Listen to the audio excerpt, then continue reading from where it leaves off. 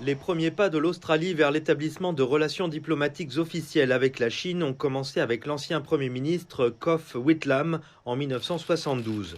Depuis lors, on compte de nombreux faits saillants, notamment la signature de l'accord de libre-échange sino-australien en 2015. 2 ans plus tard, les deux pays ont cherché à approfondir encore leurs relations.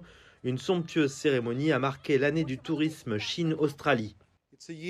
C'est une année pour célébrer les liens qui ne peuvent être rompus.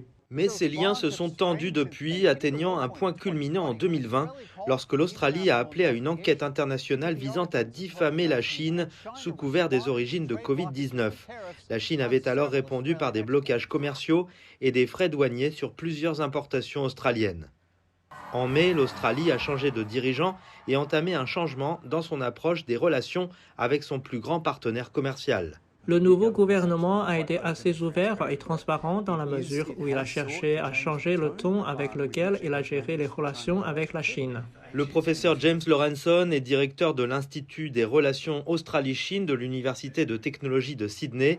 Il explique que la ministre des Affaires étrangères, Penny Wong, a joué un rôle majeur dans l'approche renouvelée de l'Australie vis-à-vis de la Chine.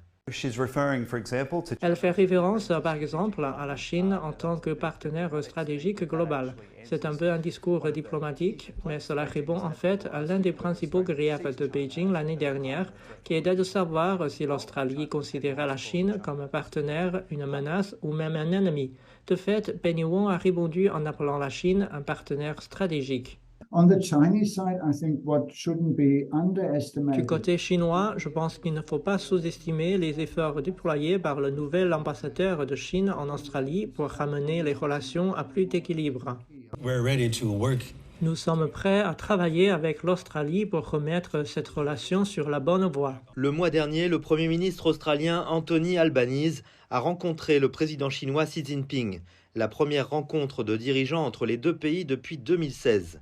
Mais les experts disent que le monde est bien différent aujourd'hui de ce qu'il était il y a 50 ans.